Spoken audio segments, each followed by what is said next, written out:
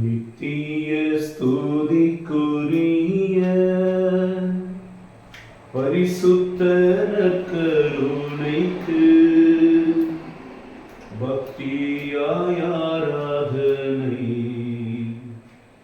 எத்திசையும் புரிவோம். நித்திய ஸ்துதிக்குரிய பரிசுத்த நற்கருணைக்கு பக்தியாய் ஆராதனை எத்திசையும் புரிவோம். நித்திய ஸ்துதிக்குரிய பரிசுத்த நற்கருணைக்கு பக்தியாய் ஆராதனை எத்திசையும் புரிவோம்.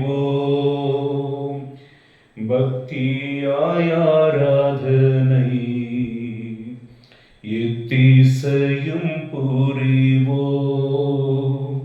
ஹல்லேலூயா ஹல்லேலூயா ஹல்லேலூயா ஹல்லேலூயா ஹல்லேலூயா ஹல்லேலூயா ஹல்லேலூயா ஹல்லேலூயா ஹல்லேலூயா. ஆராதனை இயேசுவே, ஆராதனை இயேசுவே, ஆராதனை இயேசுவே.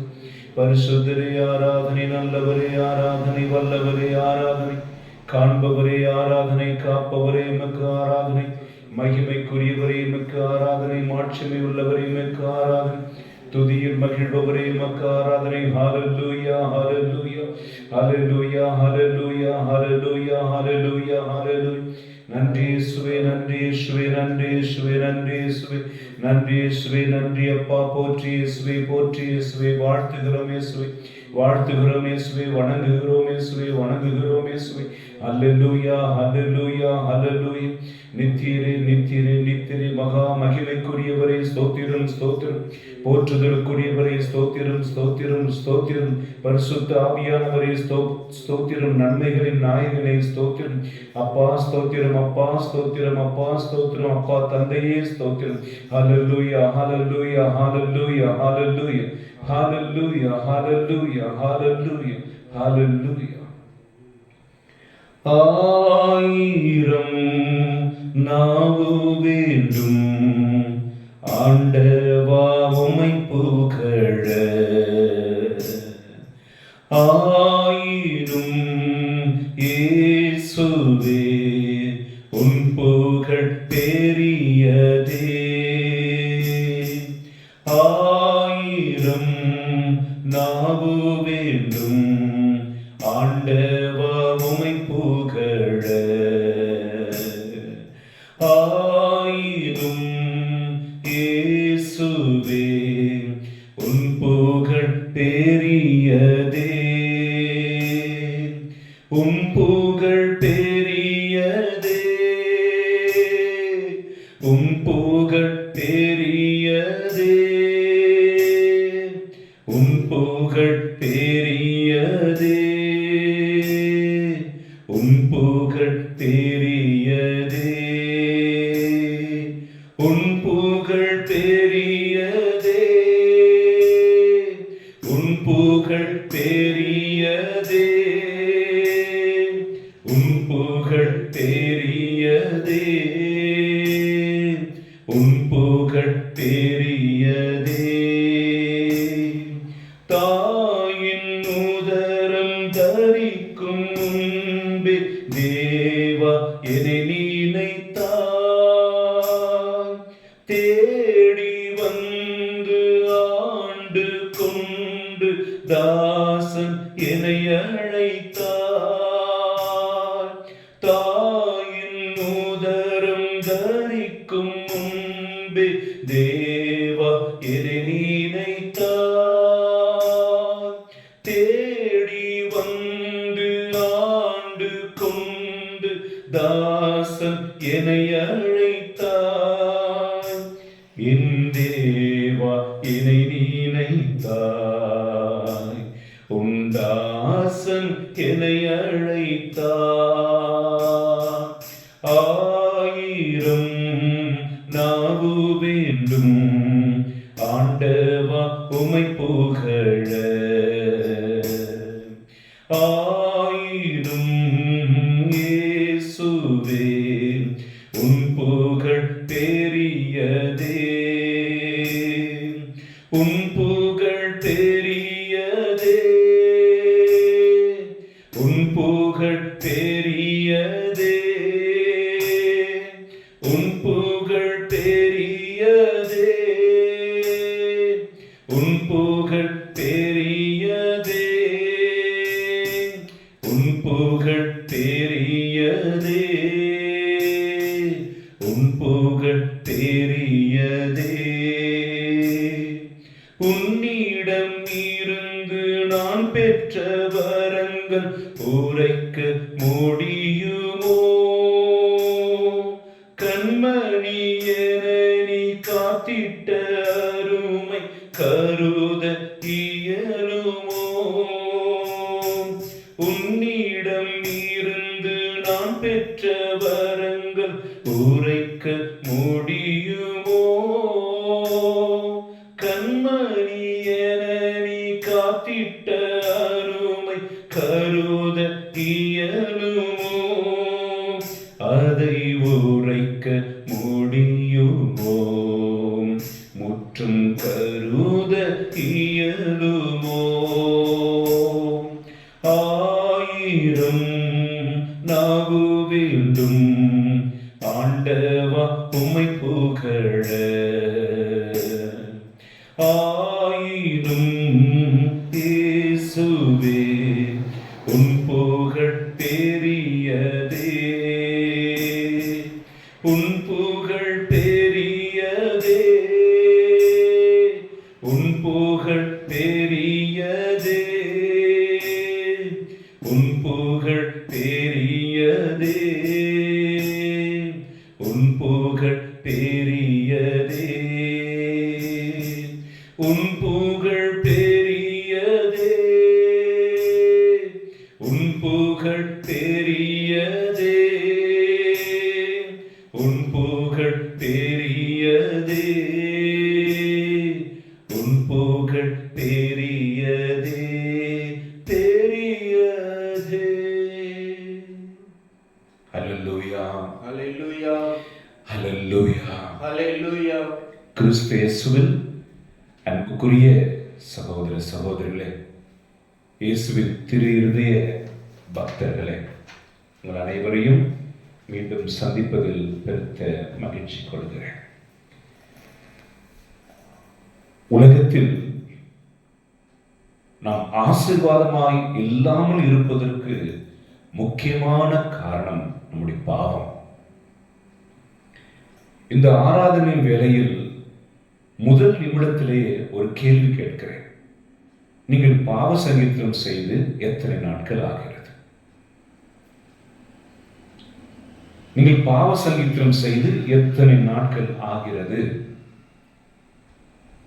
ஆகவே தாய் தந்தையரை கேட்கும் போது தலையை சொல்லுவாங்க, அது ரொம்ப வருஷம் ஆச்சு.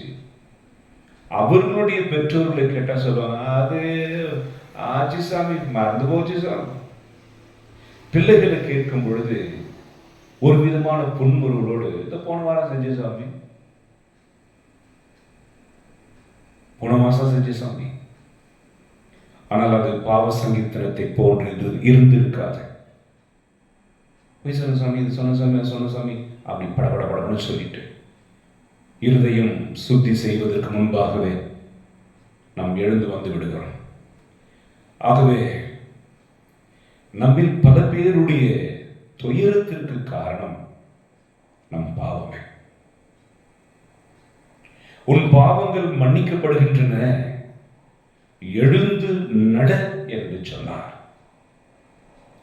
அவன் பாவங்கள் மன்னிக்கப்பட்ட உடனேயே அவன் தன் படுக்கையை எடுத்துக்கொண்டு நடந்து போனான். இது ஒரு மிகப்பெரிய ஆச்சரியத்துடைய காரியம். அந்த வீட்டில் இருந்தவர்களும் அவனை தூக்கி கொண்டு வந்தவர்களும் இப்படித்தான் மிரண்டு போனார்கள். நம்ம தூக்கிட்டு வந்தோம், இப்ப அவன் தானாவே நடந்து போறான். அது மட்டுமல்ல, கட்டிலையும் தூக்கி சேர்த்து நடந்து கொண்டு போகிறான்.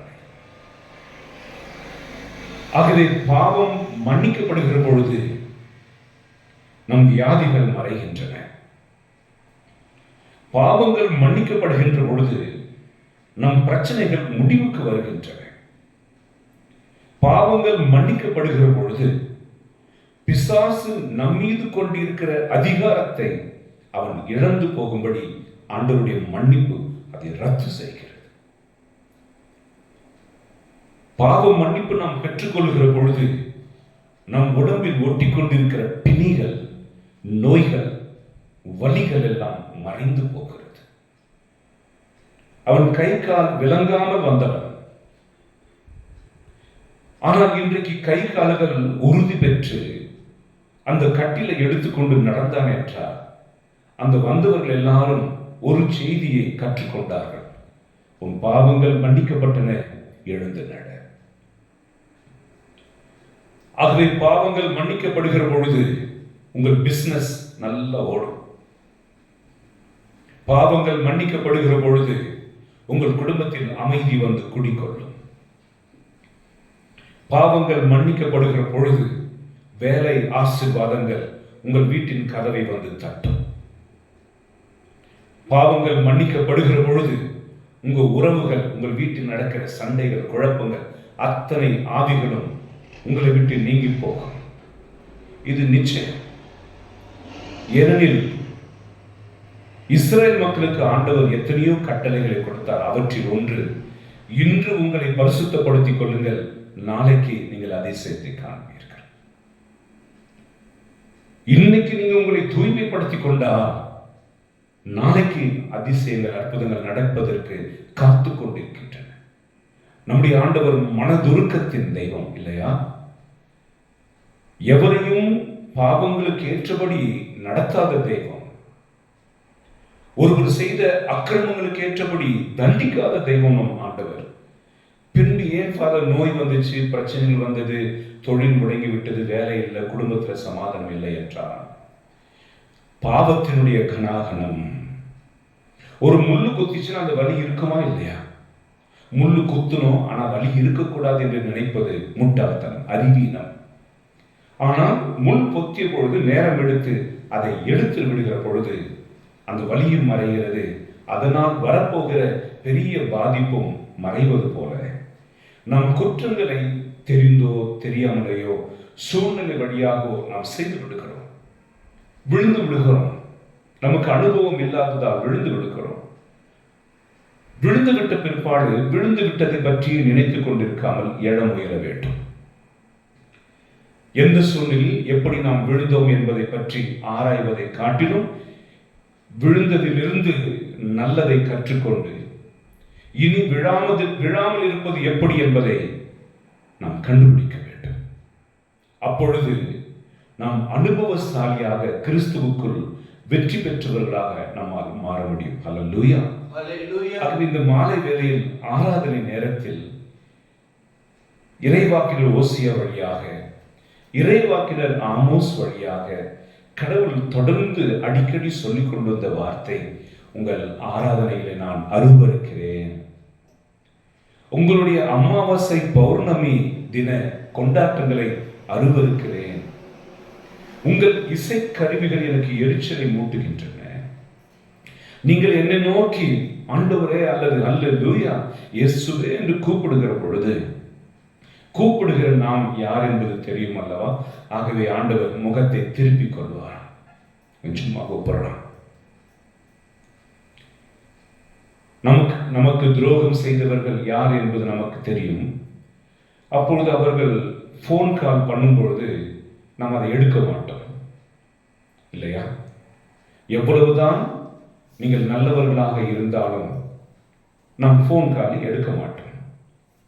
கிறிஸ்துவில் அன்புக்குரியவர்களே, அதே போல்தான் பாவிகளுடைய ஜெபம் அது பரலோகத்தை தொடுவதில்லை, பரலோகத்திற்கு செல்லுவதும் இல்லை.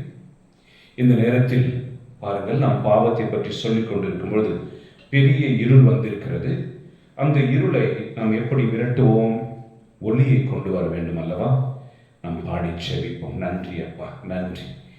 மனதுருகும் தெய்வமே ஏசையா, உம்மை மனதார துதிப்பேன் ஸ்தோத்தரிப்பேன். மனதுருகும் தெய்வமே ஏசையா, உம்மை மனதார துதிப்பேன், ஸ்தோத்தரிப்பேன். நீ நல்லவர், சர்வ வல்லவர், நீ நல்லவர், சர்வ வல்லவர். உம் இரக்கத்திற்கு முடிவே இல்லை, உம் அன்பிற்கு அளவே இல்லை. உம் இரக்கத்திற்கு முடிவே இல்லை, உம் அன்பிற்கு அளவே இல்லை. அவை காலைதோர் புதிதாயிருக்கும், அவை காலைதோர் புதிதாயிருக்கும். மனதுருகும் தெய்வமே ஏசையா, உம்மை மனதார துதிப்பேன், ஸ்தோத்தரிப்பேன். எங்களது மீறுதலா காயப்பட்டி நொறுக்கப்பட்டி தழும்புகளா சுகமானோ. எங்களது மீறுதலா காயப்பட்டி நொறுக்கப்பட்டி தழும்புகளா சுகமானோ. ஐயா தழும்புகளா சுகமானோ, ஐயா தழும்புகளா சுகமானோ. நீ நல்லவர், சர்வ வல்லவர், நீ நல்லவர், சர்வ வல்லவர். உம் இரக்கத்திற்கு முடிவே இல்லை, உம் அன்பிற்கு அளவே இல்லை. உம் இரக்கத்திற்கு முடிவே இல்லை, உம் அன்பிற்கு அளவே இல்லை. அவை காலைதோர் புதிதாயிருக்கும், அவை காலைதோர் புதிதாயிருக்கும். மனதுருகும் தெய்வமே ஏசையா, உம்மை மனதார துதிப்பேன், ஸ்தோத்தரிப்பேன். எங்களுக்கு சமாதானம் உண்டு பண்ணும் தண்டனையோ உம்மேலே விழுந்ததையா. எங்களுக்கு சமாதானம் உண்டு பண்ணும் தண்டனையோ உம்மேலே விழுந்ததையா. ஐயா உம்மேலே விழுந்ததையா, ஐயா உம்மேலே விழுந்ததையா. நீர் நல்லவர், சர்வ வல்லவர், நீர் நல்லவர், சர்வ வல்லவர். உம் இரக்கத்திற்கு முடிவே இல்லை, உம் அன்பிற்கு அளவே இல்லை. உம் இரக்கத்திற்கு முடிவே இல்லை, உம் அன்பிற்கு அளவே இல்லை. அவை காலைதோர் புதிதாயிருக்கும், அவை காலைதோர் புதிதாயிருக்கும். ஹல்லேலூயா, ஹல்லேலூயா, ஹல்லேலூயா. கிறிஸ்தேசுவில் அன்புமிக்க சகோதர சகோதரிகள், கொஞ்ச நாள் நாம் செய்த பாவங்கள் நம்மை மனதுருக்கத்திற்கு கொண்டு செல்லும். நாள் பட என்னவாகும் என்றால், இந்த மனசாட்சியினுடைய குரல் மழுங்கி போய்விடும். எப்படி ஒரு கத்தியை நீங்கள் வாங்கி உபயோகிக்கிற பொழுது அது பல நாட்களுக்கு பிற்பாடு முனை அந்த கூர்மை மழுங்கி விடுவது போல, கடவுளுடைய எச்சரிப்பினுடைய குரல் நம் இருதயத்திற்கு, நம் ஆத்துமத்திற்கு எழுப்பப்படுகிற பொழுது, நாம் அதை செவிக்கூடாது இருக்கும் பொழுது அந்த மனசாட்சியினுடைய குரல் மழுங்கிவிடும், அதனுடைய கூர்மை மழுங்கிவிடும். ஆகவே யார் செய்யல, எதுக்கு செய்யல,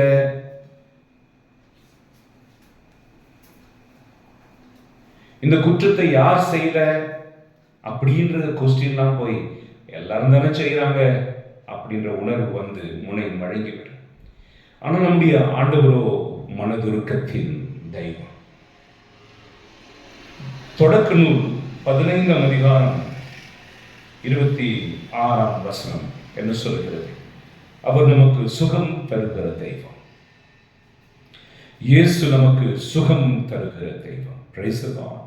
ஹல்லேலூயா. அதற்காகத்தான் அவர் சிலுவையிலே மரித்தார். சுகம் எதற்கு? வியாதி எங்கே இருக்கிறது? நம் உடலில், நம் உள்ளத்தில், நம் மனதில், நம்முடைய உள் மனதில் வலி இருக்கிறது, வியாதி இருக்கிறது, நோய்வாய்ப்பட்டு இருக்கிறோம். மனதில் மன அழுத்தம், வியாதிப்பட்டு கிடக்கிறோம். யாரோடும் மகிழ்ச்சியா இருக்க முடியவில்லை. சோர்ந்து சோர்ந்து சுழன்று சுழன்று படுக்கையில் படுத்து கிடக்கிறோம். மற்றவர்கள் செய்த துரோகம், மற்றவர்கள் இழைத்த அநீதி நம் இருதயத்தை பாதித்து இருதயத்தில் வலி உண்டாக்குகிறது. கை கால்கள் எல்லாம் சோர்ந்து போய்விட்டது.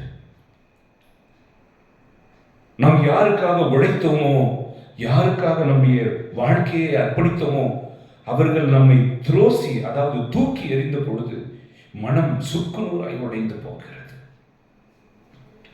நம்பிக்கை துரோகம் இழைக்கப்படுகிற பொழுது நம்முடைய மனம் சுக்குநூறாய் உடைந்து போகிறது. அந்த வலிகள் எல்லாவற்றையும் கூட பொறுத்துக் கொள்ளலாம். நாம் பாவம் செய்கிற பொழுது நம்மிடமிருந்து கடவுளுடைய ஆவியானவர் விலகி போய் விடுகிறாரே, நாம் கடவுளுடைய பிரசனத்திலிருந்து துரத்தப்படுகிறோமே, அந்த வழி பயங்கரமானது. ஆகவேத்தான் தாவீது ராஜா, ஆண்டவரே, உம்முடைய பரிசுத்த ஆவியை என்னிடம் இருந்து எடுத்து விடாதே, உம்முடைய பரிசுத்த பிரசன்னத்திலிருந்து என்னை விரட்டி விடாதே என்று அவர் சொல்லி ஜெபிக்கிறார். ஒரு ஆத்துமா கடவுள் இல்லாமல் இருப்பது ஒரு நகரம் சுற்றுச்சுவர் இல்லாமல் இருப்பதற்கு சமம். ஒரு ஆத்துமா கடவுள் இல்லாமல் இருப்பது ஒரு தேசத்திற்கு ராஜா இல்லாததற்கு சமம். ஒரு ஆத்துமத்திற்கு கடவுள் இல்லாத பொழுது அது ஒரு படைக்கு தளபதி இல்லாமல் போவதற்கு சமம். ஆகவே எதிராளுடைய குறிக்கோள் எல்லாம் தளபதியை வீழ்த்துவது தான், ராஜாவை வீழ்த்துவது தான்.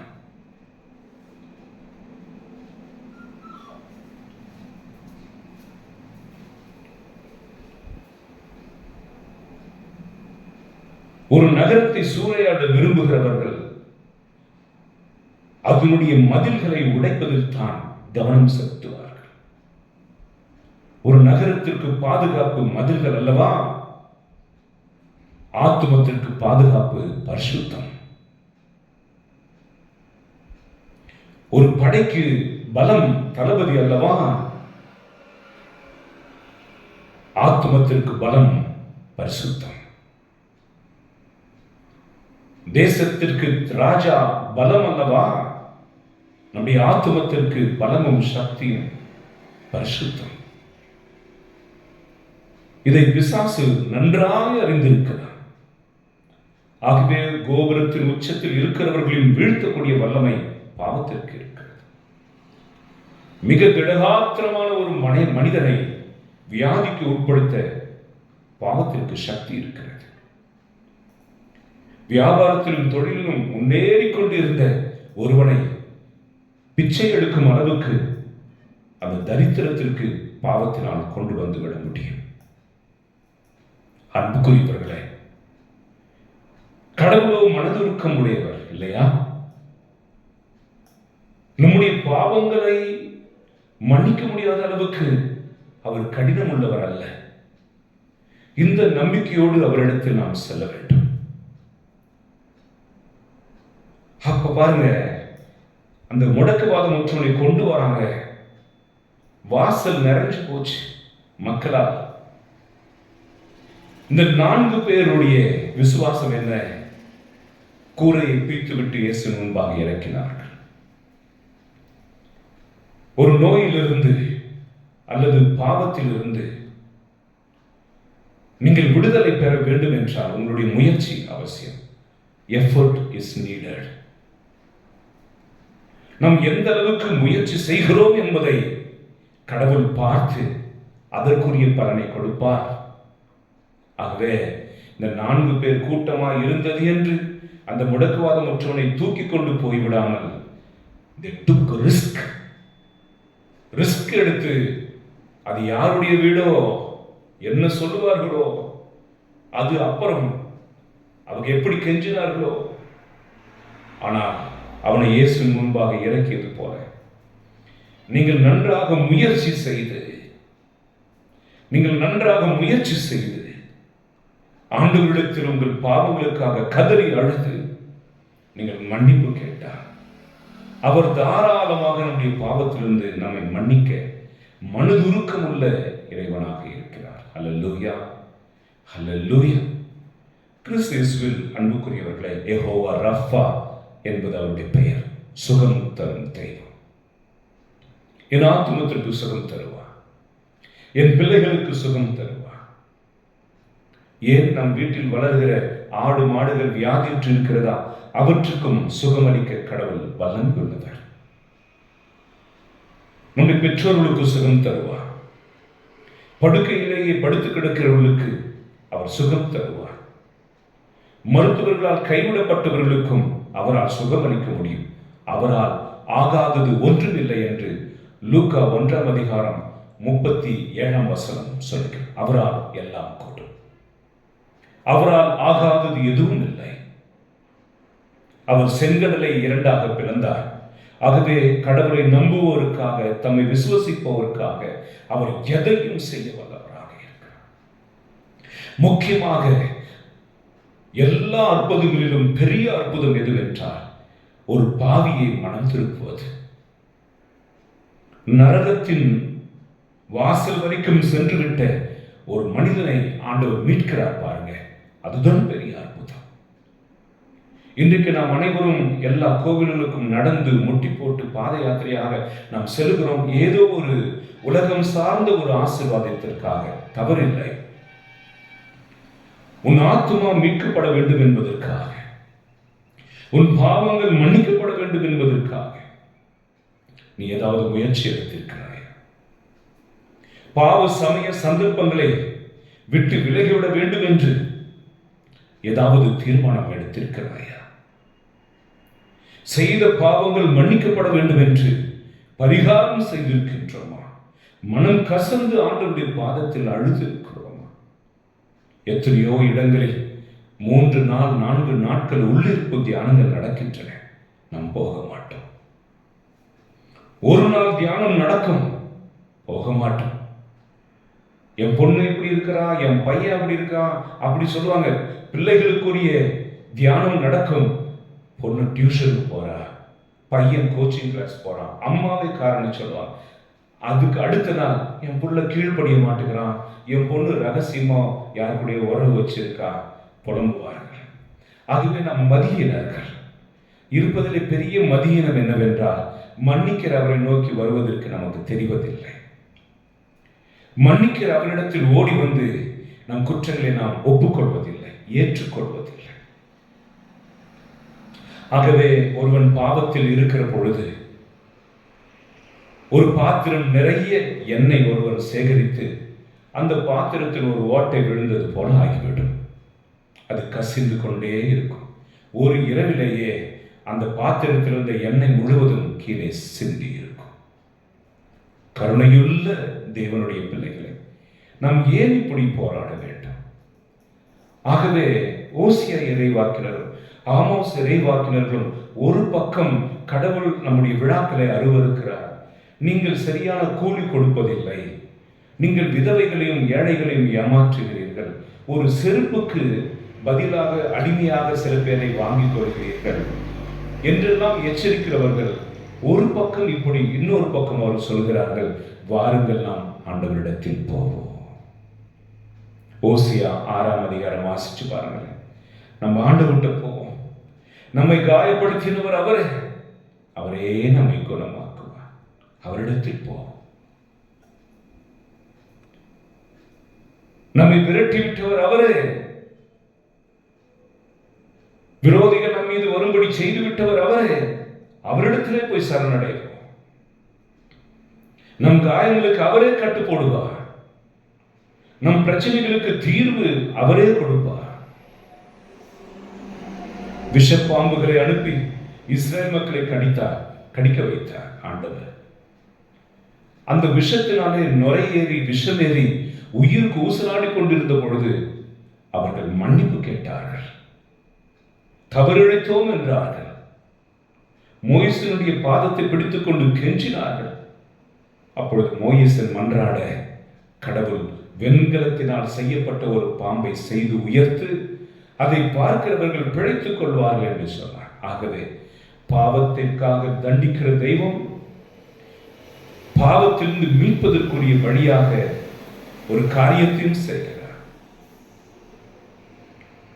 ஆகவே தான் படைத்த மக்கள், தன்னுடைய இனம், தன் ஜனம் பாவத்தில் இருக்கும் பொழுது ஒரு தகப்பன் போல அவர் தண்டித்தாலும் கண்டித்தாலும் அதே தேவன் ஒரு தகப்பனாகவே நம்மை மீட்பதற்காக இயேசு கிறிஸ்துவை நமக்காக அனுப்பினார். யோவான் சுவிசேஷம் 3ஆம் அதிகாரம் 16ஆம் வசனத்தில் அவர் நம்மை எவ்வளவாய் அன்பு செய்தார் என்றால், பெண்ணிடம் பிறந்தவராக இயேசு கிறிஸ்துவை நம்மிடையே அனுப்பினார். God loves the world. நம்மை அன்பு செய்கிறார். நம் மீது அளவற்ற கருணையை காட்டுகிறார். ஹல்லேலூயா. ஆகவே இந்த இரவு உங்கள் உள்ளம் புதுப்பிக்கப்படுவதாக. இந்த நிலை எனக்கு ஏன் வந்தது? இந்த நஷ்டம் ஏன் வந்தது? இந்த துயரம் ஏன் வந்தது? இந்த கண்ணீர் ஏன் தொடர்கிறது? இந்த வலி, இந்த நோய், இந்த வேதனை, இந்த பாரம் என் இருதயத்தை ஏன் தாக்கிக் கொண்டிருக்கிறது? ஏன் என் தொழில் முடங்கி போய் கிடக்கிறது? நீங்கள் கேட்கிற எல்லா கேள்விகளுக்கும் ஏராளமான பதில்கள் இருக்கலாம். ஆனால் நம் ஆண்டவரோடு கொண்டிருக்கிற உறவு ரத்து செய்யப்பட்டதனாலேயே தீமைகள் நம் மேல் வந்து விழுந்திருக்கின்றன. நம் ஆண்டவரை மறந்ததால் தான் ஆண்டவரும் நம்மை கை நெகிழ்ந்து இருக்கிறார். ஆகவே வாருங்கள், அவரிடம் திரும்பி போவோம். காயப்படுத்தியவர் அவரே, அவரே நம் காயங்களை கட்டுவார். அப்படி நீங்க சொல்லி செபிப்பீர்கள் என்றால் அவர் மனதுருக்கத்தோடு ஆசீர்வதிக்கிறவராயிருக்கிறார். மத்தேயு சுவிசேஷம் 8ஆம் அதிகாரம் 14-15 வசனங்களில் பேதுருவின் வீட்டுக்கு இயேசு போகிறார். அப்போஸ்தலருடைய வீடு, ஒரு சந்தோஷம். அந்த வீட்டில் அவருடைய மாமியார் ஜுரமாக இருந்தார். வீட்டினுடைய தலைவி, நல்லா கவனிங்க, வீட்டிற்கு தலைவி, அவள் தான் எல்லோரையும் கவனிக்க வேண்டும். அந்த சூழ்நிலையே அவளுக்கு ஜுரம் வந்து படுத்த படுக்கையானதுனால் சூழ்நிலையே அங்க சந்தோஷமாக இல்லை. எல்லாம் டல்லா போச்சு. அன்னைக்கு பாருங்க, ஒரு பண்டிகையில மாடி மேலே உட்காந்துட்டு எல்லாம் ஆட்டம் போட்டிருக்காங்க. ஒரு பொண்ணு அப்படியே மயங்கி விழுந்து செத்தே போனான். போச்சு, எல்லாருடைய சந்தோஷமான அந்த மண்நிலை மாறிவிடும். அன்னைக்கும் அப்படிதான். நம்ம வீட்டில் நம்முடைய குடும்பத்தின் தலைவர், அப்பா, அம்மா, இல்லைனா பெரியவர்கள் யாராவது உடம்பு சரியில்லைனா அது ஒரு நல்ல குடும்பமா இருக்கும் என்றால் எல்லோரும் துக்கப்படுவார்கள். நான் சொன்னேன் நல்ல குடும்பம் என்றால். கவனிக்க, சில குடும்பங்களில் இரும்பி ஜுரத்தோடு இருந்தால் அவர்களை வாசலில் படுக்க வைத்து விடுவார்கள், அல்லது பின்புறத்தில் படுக்க வைத்து விடுவார்கள், தோட்டத்தில் அல்லது வீட்டினுடைய ஒரு மூலையில் வைத்து சாத்தி விடுவார்கள். அப்படி ஒரு நபர் இருப்பதாகவே வெளி உலகத்திற்கு தெரியாமல் பார்த்துக் கொள்வார்கள். இங்கு இயேசு போகிறார். பேதுருடைய மாமியாருக்கு உடம்பு சரியில்லை, ஜுரம். சூழ்நிலையை அறிகிற தெய்வம். ஒரு ஆமென் சொல்லுங்க. ஆமென். சூழ்நிலைகளை அறிந்திருக்கிற தெய்வம். ஆகவே இயேசு சூழ்நிலை அப்படியே விட்டுடல. எதை சரி செய்தால் எல்லாம் சரியாகும். யாரை தொட்டு சரி பண்ணால் எல்லாம் சரியாகும். ஒருவேளை உங்கள் வீட்டில் உள்ள கணவர் குடித்து, உங்களுடைய மனைவி ஊதாரியா இருந்து, உங்கள் பிள்ளைகள் உங்கள் சொத்தை எல்லாம் நீங்கள் சேர்த்து படிக்க வைச்சாலும் படிக்காமல் ஊதாரியாக மாறி இருக்கிறார்களா? யாரால் உங்கள் குடும்பத்தில் துயரம் வந்து இருக்கிறது? யாரை சரி செய்தால் உங்கள் குடும்பம் மீண்டும் நன்னிலைக்கு உயரும்? இதை நீங்கள் ஆண்டவருக்கு சரியாக உணர்த்துவீர்கள் என்றார் அவர்களை எழுப்ப வல்லவராக இருக்கிறார். அது மத்தேயு 8ஆம் அதிகாரம் 14-15 வசனங்களில் அவர் பேதுருவின் மாமியாரை தொட்டவுடனே அவளை விட்டு ஜுரம் நீங்கியது. இப்ப இயேசு அந்த வீட்டுக்கு வரல. அந்த ஜுரம் எத்தனை நாள் நீடித்திருக்கும் நமக்கு தெரியல. நேற்றுக்கு ஒரு குடும்பத்திற்கு போனேன் ஜெபிக்க. அந்த வீட்டினுடைய தலைவி செத்து போயிருந்தார். சுகர் வியாதி, ரொம்ப நாட்கள் அறியாமல் இருந்து வேறு ஒரு காரணத்திற்காக ஹாஸ்பிட்டல் போகும்பொழுது அவருடைய உடல் உள் உறுப்புகள் எல்லாம் கெட்டு போய்விட்டதை, அழுகி போய்விட்டதை டாக்டர் சொல்லியிருக்கார். அந்த செய்தி கேட்ட மாத்திரத்திலே இருதய அடைப்பு. நான் வாழ மாட்டேனா? என் உடம்பு போச்சா? என் பிள்ளைகள் அனாததானா? அந்த விஷயத்தை கேட்ட உடனே அவள் இறந்து போனாள். அப்படி பேதுருடைய மாமியார் இழந்து போனால் அந்த குடும்பத்திற்கு பெரிய இழப்பு உண்டாயிருக்கும். நன்றாக கவனியுங்கள். அன்றைக்கு பேதுருடைய வீட்டில் அந்த அற்புதம் நடந்ததற்கு காரணமே பேதுரு இயேசுவின் அப்போஸ்தலன் என்பதால், சீடன் என்பதால். ஆகவே நீ கிறிஸ்தவன் என்பதனால், கடவுளுடைய ஊழியக்காரன் என்பதனால், கடவுளுடைய ஊழியக்காரி என்பதனால் உன் வீட்டுக்கு இயேசு வர விருப்பப்படுகிறார். உன் வீட்டில் யார் வழியாக எதனால் பிரச்சனைகள் வந்திருக்கிறதோ அதை இன்று இரவு தொட்டு சரி செய்ய விரும்புகிறார். He wants to rectify the issues. அந்த அம்மாவை சுகப்படுத்தின உடனே அவங்க ரொம்ப சுறுசுறுப்பாயிட்டாங்க. கடவுளுடைய ஆவி நம்மை தொட்டு விட்டாலே சுறுசுறுப்பாயிடும். தொட அனுமதியுங்கள். கிறிஸ்து உங்களை தொடட்டும் என்று சொல்லுங்கள். இயேசுவே என்னை தொடும் என்று சொல்லுங்கள். திரும்ப திரும்ப சொல்லுங்கள். திரும்ப திரும்ப சொல்லுங்களேன். இருக்கிற எல்லா பிரேயர்களும் இதுவும் ஒன்று. ஆண்டவரை என்னை தொடும். குஷ்டரோகிகள் கேட்டுக்கொண்டார்கள். ஆண்டவரை என்னை தொட்டு சுகமாக்கும். நீ தொட்டால் போதும், நான் சுகமடைவேன். நான் வாலிபன் நாட்களில் என் பழைய நிலையிலிருந்து ஆண்டவருக்குள் வருகிற பொழுது கேரளா டிவைன் சென்டரில் ஒரு பாடல் ஒலிக்கும். அது இன்றைக்கும் என் இருதயத்தில் பசுமையாக இருக்கிறது. நீர் தொட்டால் போதும், நான் சுகமாவே, என் இயேசுவே இறங்கி வாரும். நீர் தொட்டால் போதும், நான் சுகமாவே, என் இயேசுவே இறங்கி வாரும். என்னோட சேர்ந்து பாடுறீங்களா? கவலையோடும் கண்ணீரோடும் கதறுகிறேன்,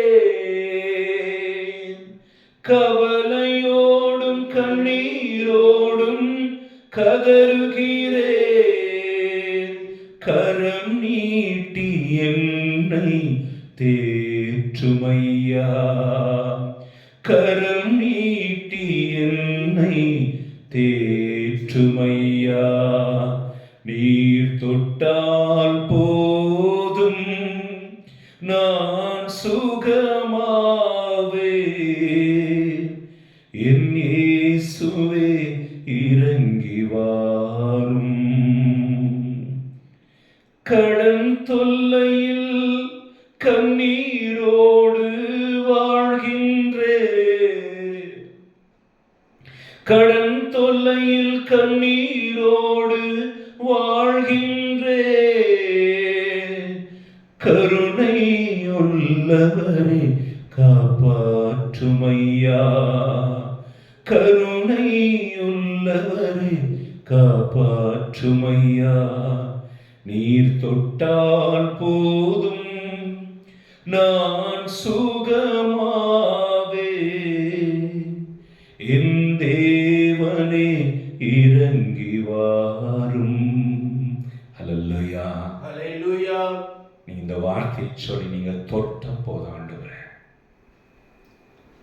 ஆராதனையில் இந்த விசுவாசத்தை பெற்றுக்கொள்ள நீங்க தொட்ட போது ஆண்டவரே, என் கிட்னியை நீங்க தொட்ட போதப்பா, என் கண்ணை நீங்க தொட்ட போதப்பா. நீங்க கரண்டை தொட்டு பாருங்களேன், இல்லைன்னா கரண்ட் ஒயர் வச்சு யாராவது உங்களை தொட்டுருவேன். அது ஆஃப்டர் 230 வோல்டேஜ், 230 வாட்டேஜ் வோல்டேஜ். ஆண்டவரும் எவ்வளவு வல்லமையுடையவர். இருதயம் ஹார்ட் அட்டாக் வந்து நின்று போனவர்களுக்கு கரண்ட் ஷாக் கொடுப்பாங்க. ஒரு அயன் பாக்ஸ் மாதிரி ஒரு மிஷின் வச்சு நின்று போன இருதயம் மறுபடியும் துடிக்கும். அந்த மிஷினுக்கு அந்த வல்லமை இருக்கும் என்றால் உங்களுக்கு ஆண்டவர் செய்ய முடியாதா? நீங்கள் கேட்க வேண்டும். என்ன நீங்க தொடுங்கப்பான்னு கேட்க வேண்டும். மத்திய சுவிசேஷம் 8ஆம் அதிகாரம் 2-3 வசனங்கள். குஷ்டரோகியை இயேசு கண்டார். உமக்கு சித்தமானால் என்னை சுத்தமாக்கும். பிரேயர்ல கூட பாருங்க, ஆண்டவரே உங்களுக்கு விருப்பமானாலும் என்னை சுகமாக்குங்க ஆண்டவரே. அம்மா உனக்கு இஷ்டம் தான் சோறு போடுமா அப்படின்னு புள்ள சொல்லுவானா? என்னடா அது இஷ்டம் இருந்தா? ஒரு அப்பா அம்மா பொண்ணுக்கு பெரிய இடத்துல பொண்ணு பார்த்தாங்க. பொண்ணு கேட்கிறா, அப்பா வரதட்சணை நிறைய ஆகுமே, நிறைய கேட்பாங்களே அப்படி. ஹல்லேலூயா. வரதட்சணை நிறைய கேட்பாங்களே. அப்பா அம்மா சொன்னாங்க, உனக்கு இல்லாதது என்னம்மா, நாங்க சம்பாதிச்சு வச்சது எல்லாம் உனக்குத்தானே. பிள்ளைகளாகிய கெட்டவர்களாகிய நீங்களே உங்கள் பிள்ளைகளுக்கு நன்மைகளை செய்ய அறிந்திருக்கும் பொழுது உங்கள் தகப்பன் எவ்வளவு உங்களுக்கு செய்வார். ஹல்லேலூயா. ஹல்லேலூயா. குஷ்டரோகி என்ன சொன்னா? விருப்பம் இருந்தால் என்னை குணமாக்கும் சார். இயேசு என்ன தெரியுமா சொன்னாரு? சித்தமானாலா, விருப்பம் இருந்தாரா, அதற்காகத்தானே நான் வந்தேன். விருப்பம் இருந்தாரா, விரும்புகிறேன், சுகமாக. நீங்க ஆண்டவர்கிட்ட சொல்லுங்க, நீங்க தொட்டா நான் சுகம் அடைவேன். அவர் சொல்வார், நான் தொடுகிறேன், என்னை சுகமாக. விருப்பம் இருந்தால் என்னை தொடுங்க. விருப்பம் இருக்கையா, தொடுறேன் உடனே. ஆண்டவர் தொட்டார், அவன் சுகமானான். எனக்கு தெரிந்து ஒவ்வொருவருடைய வியாதிவர் அதனுடைய உக்கரம் இருக்கும். தலைவலின்னா சும்மா இல்லைங்க, பயங்கரமா. பல்லு வலினா சும்மா இல்லை, ஐயோ. கண்ணில் ஒரு தூசி பட்டுட்டு பார்க்கட்டுமே, அதனுடைய வலி பயங்கரம். ஆகிய ஒவ்வொரு வலியும் மிக பயங்கரமானது. குஷ்டரோகம் அனைத்திற்கும் தலையாயது என்று நம்புகிறேன். எனது உடல் முழுவதும் உள்ளும் வெளிப்புறமும் அது தாக்கப்பட்டிருக்கும். ஆடை அணிவதோ வெயில் படுவதோ அவர்களால் தாங்கிக் கொள்ள முடியாது. கட்டிகள் உடைந்து சீழும் நீருமாய் அப்படி இருப்பார்கள். நான் கண்ணால பார்த்து அவர்களோடு 2-3 வருடங்கள் நான் ஊழியத்தில் இருந்தவன். மிக கொடூரமான நிலை. அவர்களை இயேசு தொட்டு சுகமாக்கினார். எதற்காக? உமக்கு விருப்பம் இருந்தால் என்னை குணமாக்கும் என்று அவன் கேட்டதனால. லூக்கா சுவிசேஷம் 13ஆம் அதிகாரம் 11-13 வசனங்கள். லூக்கா 13, 11-13 வசனங்கள். கிட்டத்தட்ட 18 வருடங்களாக ஒரு பெண்ணுக்கு வியாதி இருந்துச்சு. என்ன வியாதி? கூன் வியாதி. எப்படி இருக்கும் கூன் இருந்தவங்க பார்த்துருக்கிறீங்களா? வயசானா ஒரு 60-70 கூன் விழும். இந்த மகளுக்கு வாலிப வயதிலேயே, சிறு வயதிலேயே அந்த கூன் வியாதி வந்தது. அது எலும்பொறிக்கு நோய். நேற்றுக்கும் நான் சென்னையில் சாந்தோமில் ஒரு மகனை பார்த்தேன், வாலிபன். அவனுக்கு எல்லா எலும்புகளும் ஜாயின்ஸும் பெயின் வந்து இப்படிதான் நடக்கிறான்.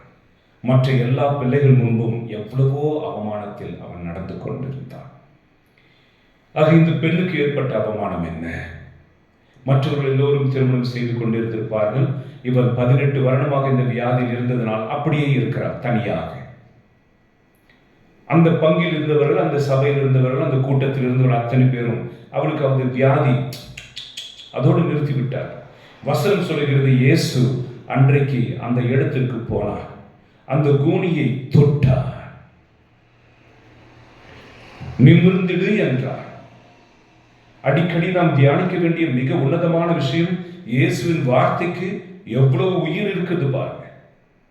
எலும்புக்கு சொல்றார், ஜுரத்துக்கு சொல்றார், காத்துக்கு சொல்றார், தொழுநோயாளிக்கு சொல்றார், பேய்க்கு சொல்றார், மரணித்தவர்களுக்கு சொல்றார். அவர் சொல்ற வார்த்தை கேட்டு எல்லாம் கீழ்ப்படுகின்றன. வார்த்தையே இயேசு.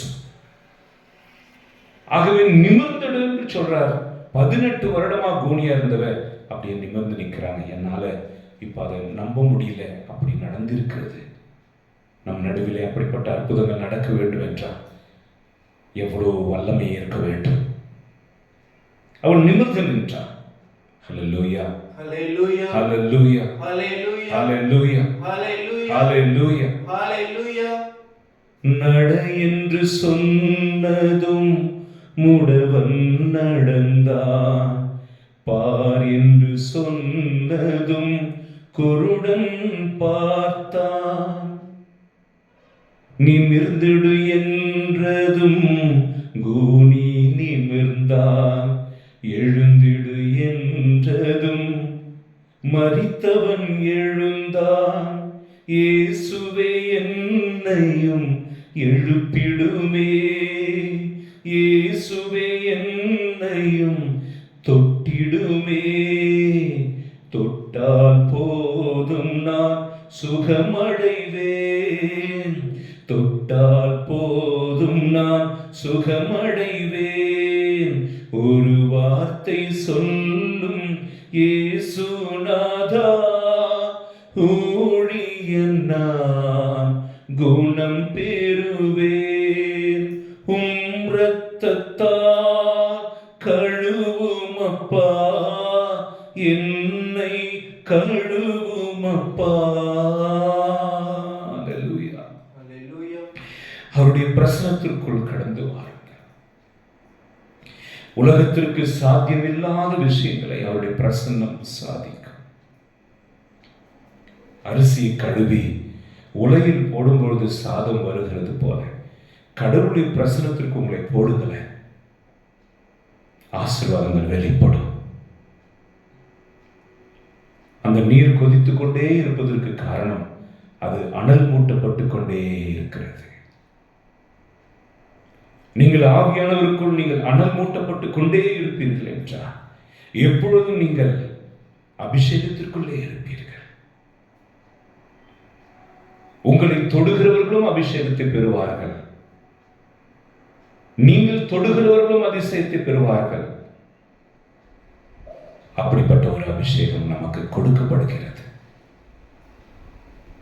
ஹல்லேலூயா, ஹல்லேலூயா. யோவான் 14:12 நான் செய்த அற்புதங்களை நீங்களும் செய்வீர்கள், ஏன் அதைவிட பெரிய காரியங்களை செய்வீர்கள் என்று இயேசப்பா சொன்னார்.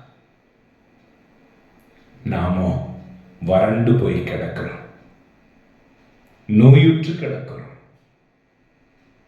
என்ன மிலிட்டரிக்கார போல இப்படி இருக்கிற, போலீஸ்காரன் போல இப்படி இருக்கிற, கலெக்டர் போல இப்படி இருக்கிற, டீச்சர் போல இப்படி இருக்கிற அப்படின்னு கேட்பாங்க. ஏன்னா அங்க எல்லாமே இருக்குமே, எல்லாம் இருந்தும் ஏன் இப்படி இருக்கிறார்? ஆகவே இயேசுவினிடத்தில் எல்லாம் இருக்கிறதே, ஏன் நீ இப்படி இருக்கிறார்? இயேசுவினிடத்தில் உனக்கு தேவையான சகலமும் இருக்கிறது. உன் ஆத்துவத்திற்கு தேவை, உன் உடலுக்கு தேவையானது, உன் ஆவிக்கு தேவையானது, உன் வாழ்க்கைக்கு தேவையானது எல்லாம் இருக்கும்போது ஏன் பட்டினியாய் இருக்கிறார்? லூக்கா சுவிசேஷம் 15:17 என் தந்தையினுடைய வீட்டில் வேலை செய்யும் ஆட்களுக்கு ஏராளமான உணவு இருக்க இங்கு நான் ஏன் பசியால் சாக வேண்டும்? அவன் அறிவு கண் திறந்தது. உங்களுக்கு ஒரு தகப்பன் இயேசு இருக்கிறார், உங்களுக்கு ஒரு மருத்துவர் இருக்கிறார், ஒரு அற்புதர் இருக்கிறார், ஒரு ஆண்டவர் இருக்கிறார், உங்கள் குல தெய்வம் இருக்கிறார், உங்களுக்காக சிலுவையில் மரித்த ராஜாதி ராஜன் இருக்கிறார், உலகை நடுத்தீர்க்க போக வருகிற இயேசு உங்களுக்காக இருக்கிறார். இப்பொழுதும் பரலோகத்தில் நமக்காக தந்தையின் வலப்பக்கத்தில் இருக்கிறார். We have Jesus. I have Jesus. நமக்கென்று ஒருவர் இருக்கிறார், எனக்கென்று ஒருவர் இருக்கிறார். ஆகவே நீங்க தொடுங்கப்பான்னு சொல். என் உண்மை விட்ட எனக்கு யார் இருக்காங்க? நீரே என் தெய்வம், தொடுங்கப்பா, ஆசீர்வதிங்கப்பா. அப்பொழுது கூனி நிமிர்ந்தார். 18 வருடத்தினுடைய பிரச்சனைகள் முடிவுக்கு வந்தன. அல்லேலூயா. ஒரு குடும்பத்தில் அல்லது ஒரு பிரச்சனையில் இருக்கிறவர்கள் பல வருடங்களாக நீங்கள் துயரத்தில் வாழலாம். கிறிஸ்து உங்களை தொடுகிற நேரம் அது முடிவுக்கு வருங்க, முடிவுக்கு வருங்க. இன்றைக்கு ஒரு சகோதரி போன் செய்தார். சரியாக ஒரு வருடம் அவர் படித்த படிப்புக்கு வேலை வரல. கவர்மெண்ட் எக்ஸாம் எழுதிட்டே இருந்தாலும் வரல. திருமணமாயிடுச்சு, பிள்ளைகளும் பெற்றுக்கொண்டார்கள், அந்த வேலை வரல. இப்பொழுது கிடைக்கும் அப்பொழுது கிடைக்கும் என்று சோர்ந்து போயிருந்த நேரத்தில் இதோ இன்றைக்கு ஆர்டர் வந்திருக்கிறது. உங்கள் கடவுள் காலம் தாழ்த்தலாம், அதிசய விதமாய் ஏற்ற காலத்தில் உங்களை உயர்த்தி வைப்பார். அவரை நம்புங்கள். அடிக்கடி சொல்லுங்கள், நான் உங்களை விசுவசிக்கிறேன் அப்பா. அடிக்கடி சொல்லுங்கள், என் நம்பிக்கை உன் பேரில் வைக்கிறேன் அப்பா. அடிக்கடி சொல்லுங்கள், உன் வல்லமை மிகப்பெரிய. நம் பாடல் பாடியுமே, உன் புகழ் பெரியது ஆண்டவரே, உன் புகழ் பெரியது. அந்த பாடல பாருங்க, பெரியது பெரியது பெரியது, 4 பெரியது சொல்றார். அவர் மிகப்பெரியவர். மார்க்கு சுவிசேஷம் 10ஆம் அதிகாரம் 47-52, பிறவி குருடன் பர்த்தலேமியோ, அவனுக்குள் இருந்த அந்த வைராக்கியத்தை பாருங்கள். குணம் பெற வேண்டும் என்கிற வாஞ்சையை பாருங்கள். இன்றைக்கு வாலிபர்கள் நண்பர்களோடு சுற்றுவது நல்லது, அந்த வயது அதைத்தான் எதிர்பார்க்கும். பரவாயில்லை, இயேசுவும் நண்பர் தானே. Jesus could be the best friend of your life. நட்புனா என்ன, ரிலேஷன்ஷிப்னா என்ன? The definition for the relationship who helps you to grow, who never drags your legs down. நட்புக்கு இலக்கணம் என்ன? உன் உயர்தலில் துணை நிற்கிறவன், எப்பொழுதும் உன்னை கீழே இழுத்து விடாதது தான் நட்பு. உன்னோடு சேர்ந்து குடிக்கிறவர்கள் எல்லாம் நண்பர்கள் என்று நினைக்கிறீர்களா? நீங்கள் சொல்வது தவறாக இருந்தாலும் அது சரிதான் என்று தலையாட்டுகிறவர்கள் எல்லாம் நண்பர் என்று நினைக்கிறீர்களா? அப்படி அல்ல. இயேசு அப்படிப்பட்ட நண்பர் அல்ல. அவர் நல்லவர், நல்ல நண்பர். அவரை நீங்கள் நண்பராக வைத்துக் கொண்டிருப்பீர்கள் என்றால் இந்த நேரத்திற்கு உங்கள் வாலிபர் நாட்களில் நீங்கள் பெற வேண்டிய சகல ஆசீர்வாதங்களையும் பெற்றிருந்திருப்பீர்கள். இன்னும் உங்கள் தாய் தந்தையினுடைய கஷ்டத்தை நீங்கள் அமர்ந்து உண்டு இருக்க மாட்டீர்கள், வெட்கம் இல்லாமல். ஒரு குறிப்பிட்ட காலம் வரைக்கும் தாய் தந்தை நம்மை தாங்க வேண்டும், அதன் பிற்பாடு நீங்கள் அவர்களை தாங்க வேண்டும். இதுதான் கடவுளுடைய எதிர்பார்ப்பு. ஒரு தம்பி எப்பயும் ஃபோன் பண்ணுவாங்க, ஃபாதர் நல்லா இருக்கீங்களா, நல்லா பேசுவோம், என்னடா பண்ற, சும்மா தான் நடக்குது, என்னத்துக்கு ப்ரிப்பரேஷன் பண்ணிட்டு இருக்க, 2 வருஷமா இதே தான் சொல்லிட்டு இருக்கிறேன். Do some work. சின்ன வேலையா இருந்தாலும் பரவாயில்ல, செய். உனக்குள்ள நான் சும்மா இல்லை என்கிற நினைவு நல்லா இருக்கும். அப்படி சொல்லி அடுத்த நாளே எங்க பார்க்க பெயிண்ட் அடிச்சுட்டு இருக்கிறேன். நல்லது. நீ சிறியவற்றில் பிரமாணிக்கமாக இருக்கும் பொழுது பெரியவற்றுக்கு அதிபதி ஆக்குவார், ஆண்டவர் ஆக்குவார். உன் நேரங்களை வீணடிக்காமல் வேலைகளை செய், குடும்பத்திற்கு உதவி செய். இங்க பர்த்லேமே பாருங்கள், குருடன் அங்க உட்கார்ந்து இருக்கான், ஏசப்பா அங்க போயிட்டு இருக்காரு. என்னைய பாருங்க, அவன் அங்க இருக்கான், ஏசப்பா இங்க இருக்கிறார். இங்க இருக்கிறவன் இங்க இருக்கிறவரை கூப்பிடுகிறான். ரெண்டும் ரொம்ப தூரம். இவன் தன் முயற்சியை கைவிடவில்லை. தன் குரலை எல்லாம் சத்தத்தை எல்லாம் கூட்டி, தாவீதின் குமாரனே இரக்கமாயிரும். If you have thirst, if you have a hunger, by the time you have received the mighty, உங்களுக்கு தாகம், கடவுள் மேல் அளவில்லாத அந்த பசி இருக்கும் என்றால் அப்படி நீங்கள் கடவுளை கூப்பிடுவீர்கள். இயேசு நண்பரோடு நீங்கள் வாழ்க்கையை செலவிட்டு இருப்பீர்கள். இந்த பர்த்லேமே ஒரு வாலிபன் என்று வேதம் சொல்கிறது. இந்த வாலிப நாட்களில் நான் என்ன பண்றேன், ஐ எம் பிளைண்ட் ஃபோல்டட், கண்ணு தெரியல, வேலைக்கு போல, ஸ்கூலுக்கு போல, காலேஜ் போல, படிப்பு படிக்கல, ட்ரக்ஸுக்கு அடிமையா இருக்கிறேன், குடிக்கிறேன், காதல் தான் பெரிய விஷயம் என்று பைத்தியமாய் சுற்றி திரிகிறேன். யாரும் என்னை ஒன்றும் சொல்லாவிட்டாலும் நானே ஹீரோவாக ஆக்கிக் கொள்கிறேன். ரீல்ஸ் போடுறேன், லைக்கிங்ஸ் பார்க்குறேன், ட்ரெஸ்ஸை விதவிதமா போடுறேன். Seeking happiness. ஹாப்பினஸ்னா டெஃபினிஷன் தெரியுங்களா? It doesn't come from the dress or likings or the luxury life that you are living. அது கேரக்டரில் இருக்கிறது. சந்தோஷம் எங்க இருக்கு தெரியுமா? கேரக்டரில்.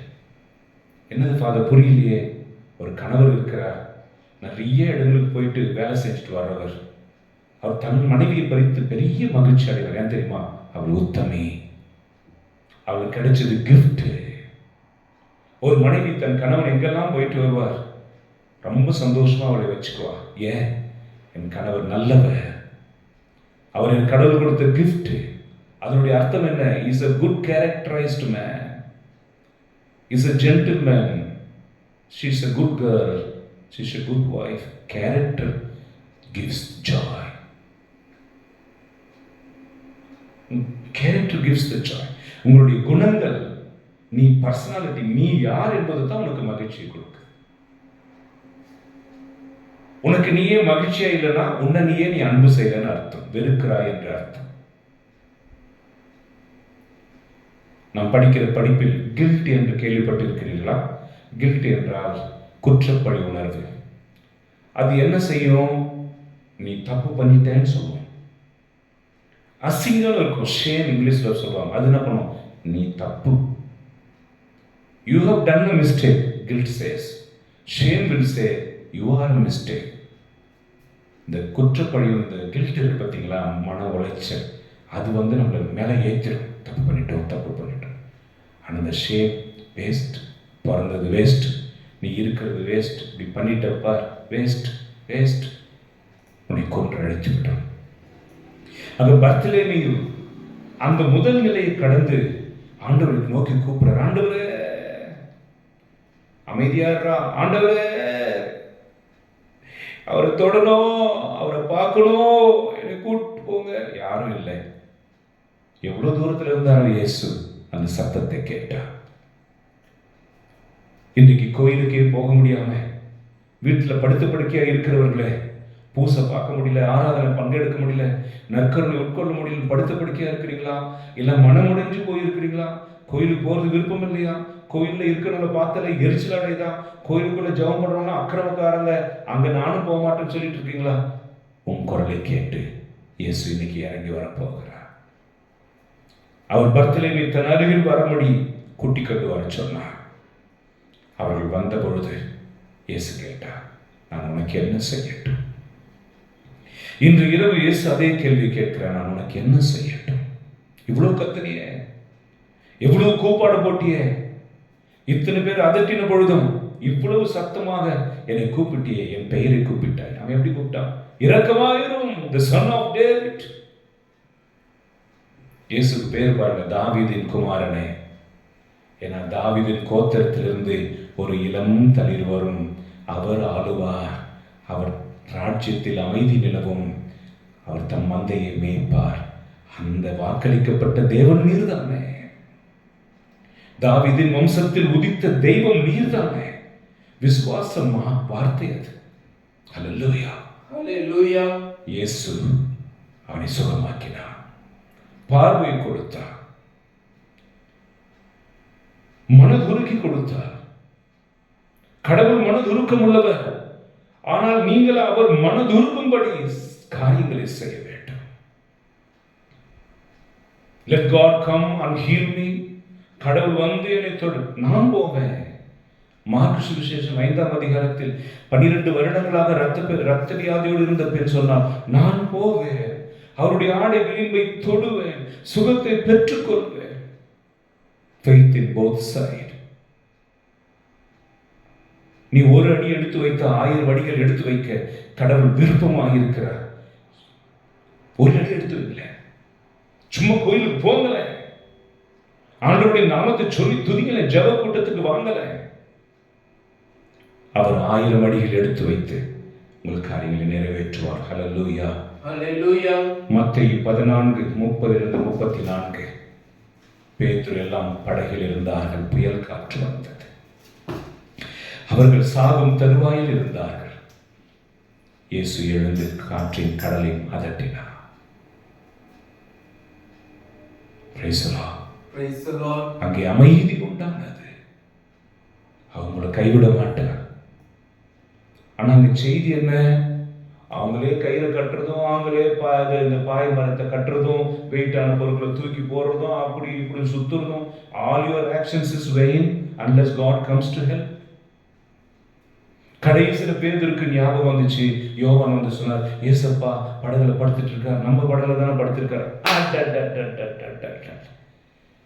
மறந்து போனவன் போய் எழுப்பின உடனே இயேசு கரம் நீட்டி காற்றின் கடலை அதட்டினார். என் மகனே, மகளே, கிறிஸ்துவில் அன்புக்குரிய சகோதர சகோதரிகளே, மிக தந்திரமாக பிசாசு வீட்டில் இருக்கிற தலைவனை கோயிலுக்கே போக விட மாட்டான். ஒரு திமிர்ல, ஒரு குடியில, பாவியங்கிற நிலையில, இல்லைன்னா பணம் நிறைய இருக்கிறன்ற ஒரு அகங்காரத்துல, எனக்கு தெய்வம்னா இல்லை, எல்லாம் தான் எனக்கு வந்துருக்கு, நீ கோயிலுக்கு போற என்ன வருது, நான் கோயிலுக்கே போல எவ்வளவு வருது. இன்றைக்கு வரப்போகிற அழிவிலிருந்து தப்பித்துக் கொள்ளும்படி இறங்கி ஆண்டவரிடத்தில் ஆறுதல் கேட்போம். நீங்க தொடுங்க கேளுங்க. Price the Lord. Praise the Lord. எங்கெங்கே வலி இருக்கிறதோ அங்கே உங்கள் கைகளை வைத்து செபித்துக் கொள்ளுங்கள். உங்கள் பிள்ளைகள் அருகில் இருப்பார்கள் என்றால் அவர்கள் தலைமையில் உங்கள் கைகளை வைத்து செபியுங்கள். நாம் செபிப்போம்.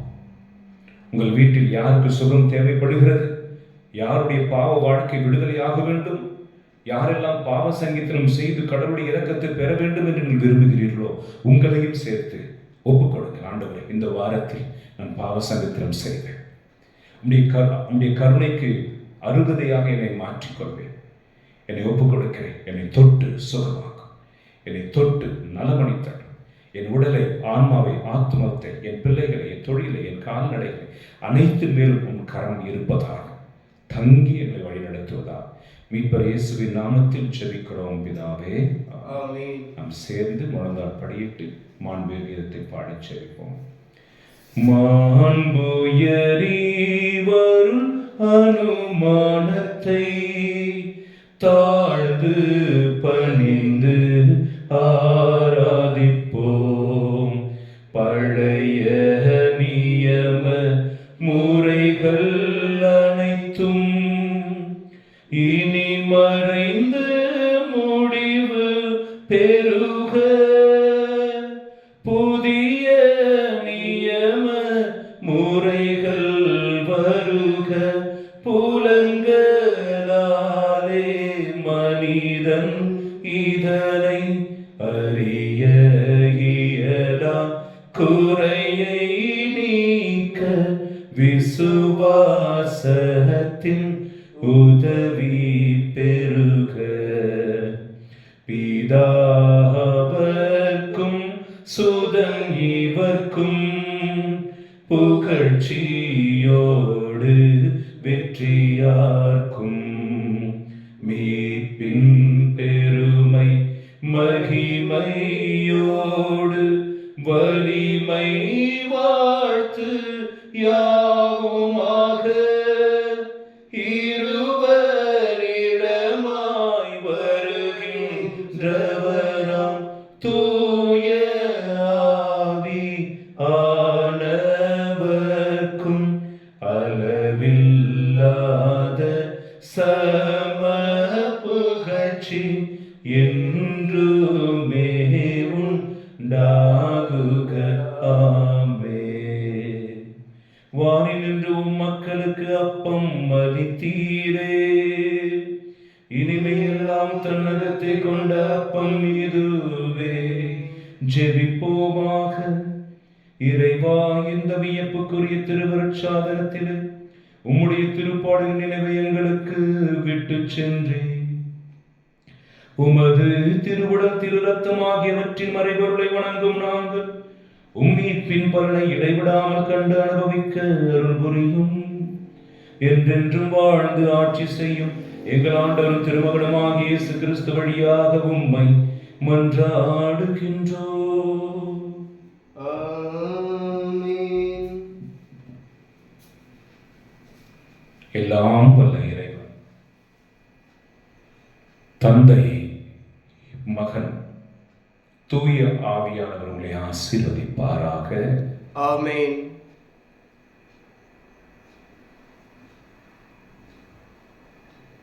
நித்திய ஸ்துதிக்குரிய பரிசுத்த கருணைக்கு பக்தியாய் ஆராதனை எத்திசையும் புரிவோம். நித்திய ஸ்துதிக்குரிய பரிசுத்த